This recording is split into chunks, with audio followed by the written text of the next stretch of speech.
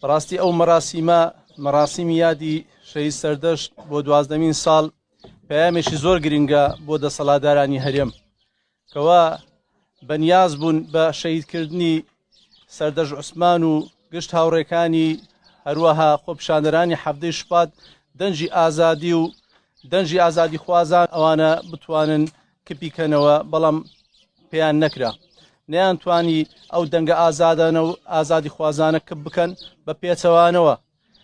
لە جیاتی شەهید سەردەشت چەندین شەهید سەردەشتتر پەیدا بوون و هەوڵدراکەوە دەنجی ئازادی خوازان زیاتر پەرە بچێنێ.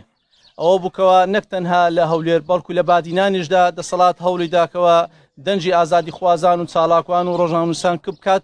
کاردانەوەیەکی زۆر چاچی هەبوو کەوا نەتواندرا دەنجی ئازاد کپ بکرێ، بەڵکو دەنگەکان زیاتر بەرزتر و زوڵالتر بوون.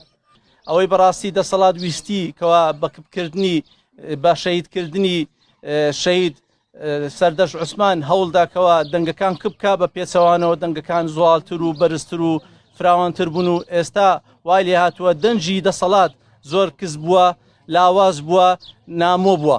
هەوڵ دەدرێتەوە بە چەندین دام و دەستگای ئەمنی سەرکوتکێنەر، هەروەها بە دامەزراوە هەواڵگریەکان، هەروەها بە چەکداری میلیشایی دەنجی خەڵک کپ بکەنەوە، بەڵام زۆر بە شانازیەوە کەوا دەڵێن ئێستا دەنگەکان زوڵالتر و بەرزتر و فراوانتر بوونەوە، بەڵکو دەنجی دەسەڵات زۆر نزم و کز و لاواز و کزۆڵ بووە.